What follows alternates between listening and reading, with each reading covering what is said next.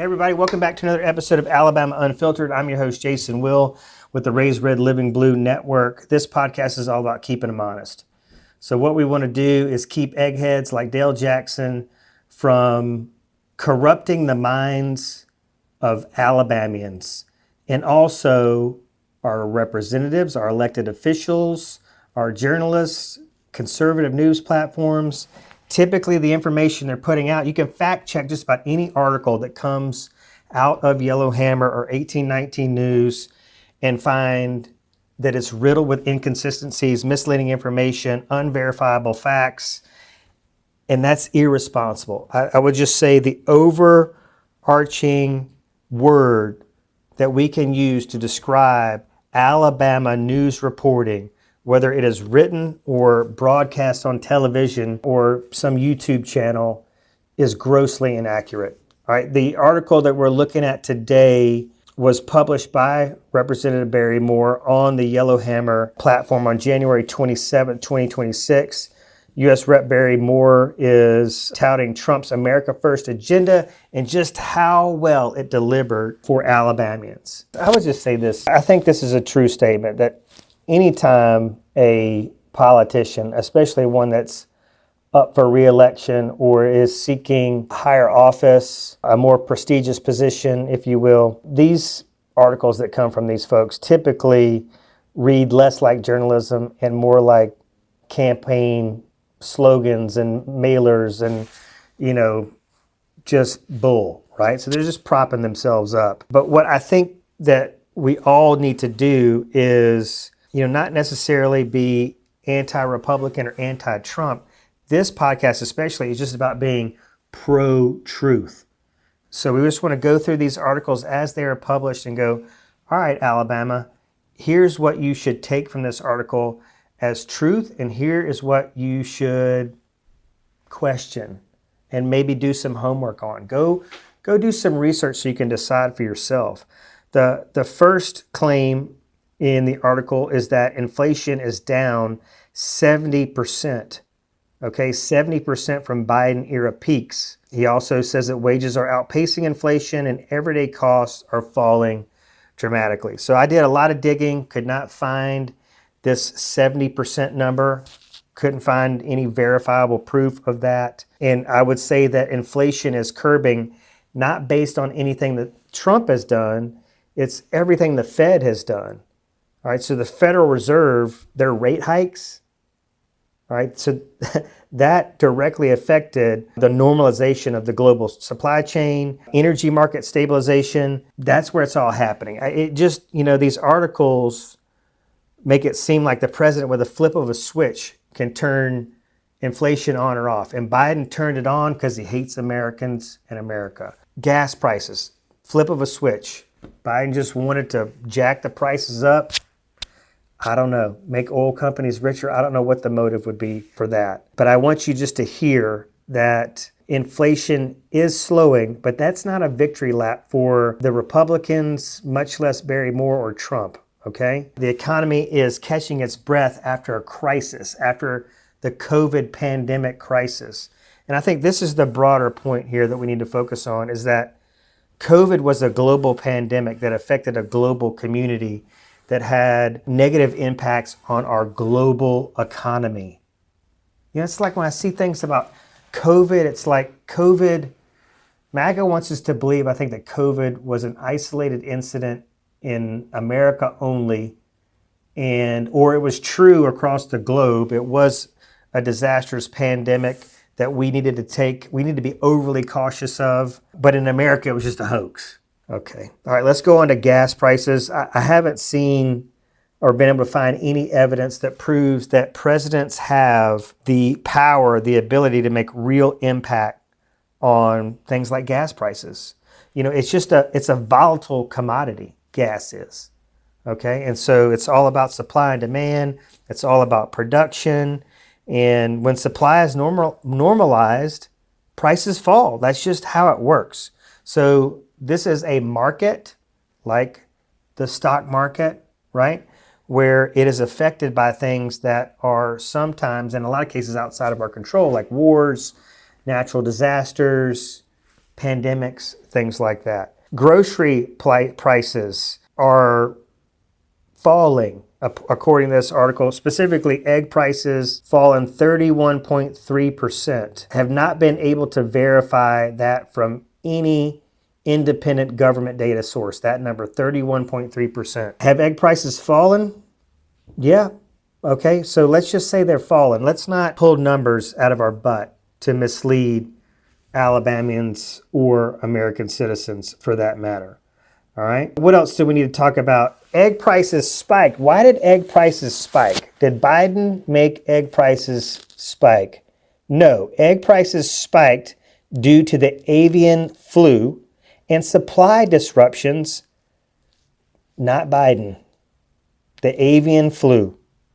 All right. So when supply normalized, egg prices came down. You see how this works? It's a market. It's a market that is affected by things like production. And then disease affects these animals just like it affects us. So it has impacts on the market. All right. So politicians claiming credit for that is like them claiming credit for a sunny day. It's just ridiculous.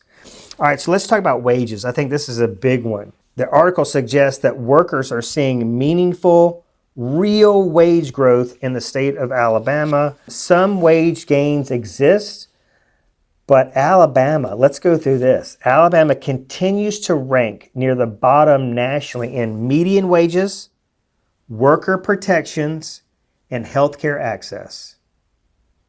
Does that sound like a stellar record that we want to, build our campaign on for the U.S. House of Representatives or the U.S. Senate or the governor of Alabama? I don't think so. So if America First was delivering broadly, Alabama wouldn't, or would it, consistently rank near the bottom in quality of life metrics like healthcare access? I don't think so. All right. Energy dominance. Energy dominance. Oh, it's just like, oof, man, Trump is just such a strong man, right? The article claims that Trump restored energy dominance. Power generation is stronger and more reliable than ever. All right, so what's the reality?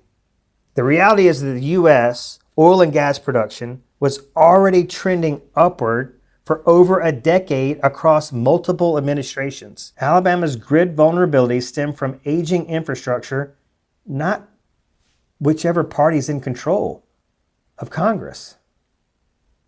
You see that? Energy production does not equate to energy affordability or grid resilience. All right?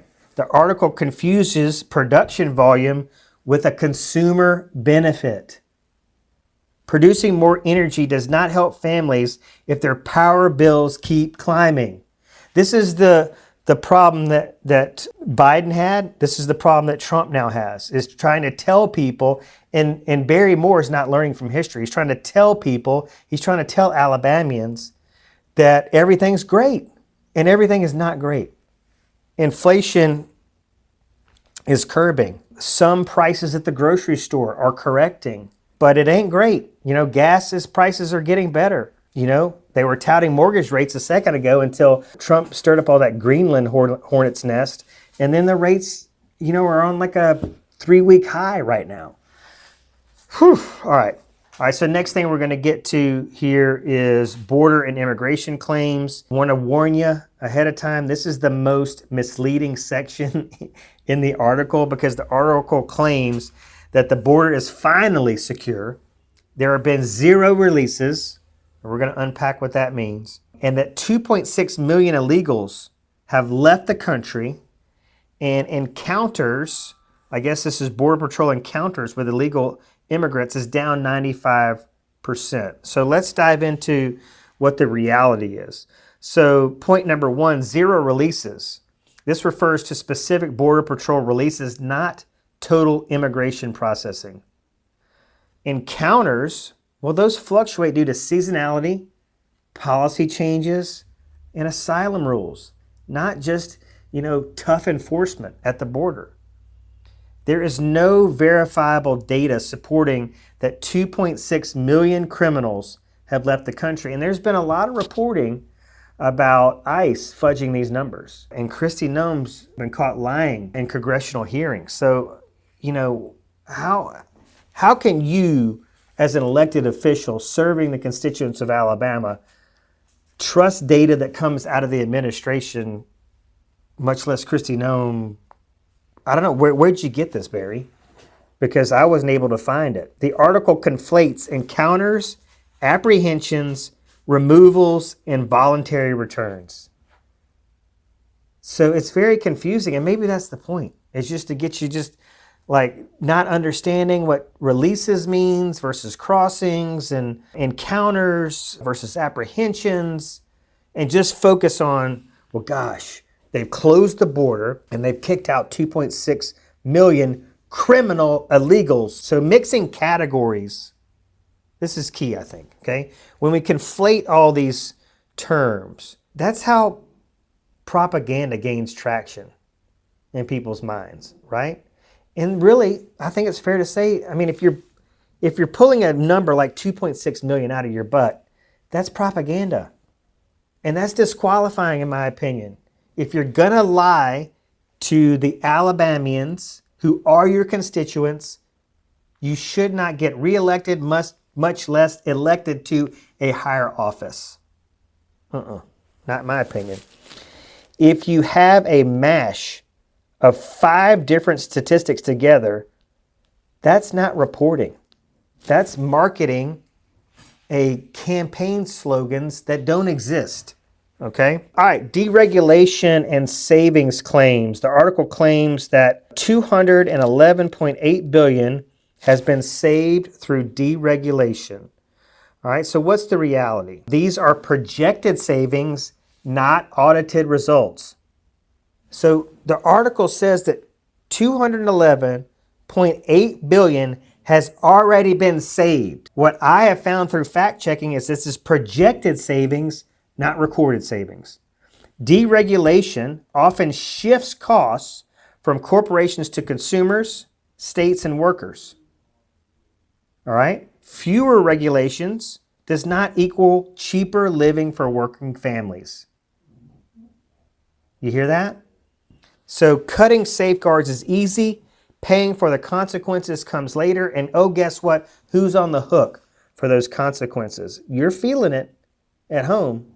That's what the polls, that's what the honest reporting shows, is that you're not happy with the Trump economy. So here's a soundbite for you. Hopefully this will kind of resonate. Deregulation doesn't erase costs. It just decides who pays them, and more importantly, who pays them later. Next up, the big picture. The article never addresses these issues, which I think are or should be important to every Alabamian. Alabama's maternity crisis, maternal mortality crisis, Alabama's rural hospital closures, Alabama's poor education rankings, Alabama's insufficient worker protections, Alabama's increasingly trying to limit voter access, making it harder and harder people to vote. And then we've got terrible infrastructure decay problems across the state. But I've seen some of these MAGA folks making comments about Tuberville is going to make Alabama great again. Well, we've had red state control for decades. When was it ever great? Something to think about, right? So my closing argument here, if an agenda is truly delivering real results, then we should see them in human outcomes, in tangible outcomes. We should be able to feel it. We should be able to feel it when we go to the grocery store and in our pocketbook. Not just talking points, which is what this is. It's just bluster is all it is. Real leadership. All right, this is my argument here. I want to see if it resonates with you.